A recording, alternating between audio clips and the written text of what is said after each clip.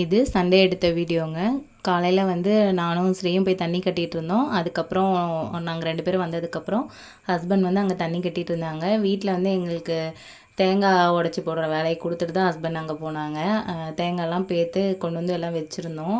அது வந்து உடச்சி தேங்காய் காய போடணும். அந்த வேலையை தான் நாங்கள் 3 பேரும் பண்ணிகிட்டு இருந்தோம். ஸ்ரீ, சஞ்சய், நாங்கள் 3 பேரும் பண்ணிகிட்டு இருந்தோம். அப்புறம் இந்த ஐஸ் வண்டியை பார்த்த உடனே அம்மா ஐஸ் வாங்கலாமா, பயங்கர வெயிலாக இருக்குது, ஜிலு ஜிலுன்னு இருக்கும், சாப்பிட்லாம் அப்படின்னு சொன்னாங்க.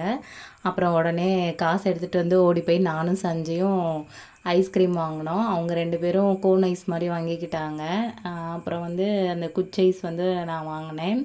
கிராமத்தில் இருக்க குழந்தைங்களுக்கு இந்த ஐஸ் வண்டி சத்தத்தை கேட்டோன்னே ஒரே குஷியாகிடுவாங்க. ஐஸ் வருது வாங்கலாம் அப்படின்ட்டு. எங்கள் வீட்லேயும் அப்படி தான். ஐஸ் வண்டி சத்தம் கேட்டோன்னே அம்மா ஐஸ் போகுது அப்படின்னு சொல்லுவாங்க. ஆனால் நான் எப்போவாவது ஒரு நாள் தான் வாங்கி கொடுப்போம். ஆனால் இங்கே ரெகுலர் கஸ்டமர் நிறைய குழந்தைங்க இருக்காங்க. இங்கே டெய்லியுமே வாங்குவாங்க.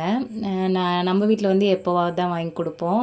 அதே இவங்களுக்கு வந்து அந்த கோன் ஐஸ் மாதிரி இல்லை சாக்கோபார் அது மாதிரி தான் வாங்குவாங்க. அந்த குச்சீஸ்லாம் பிடிக்காது.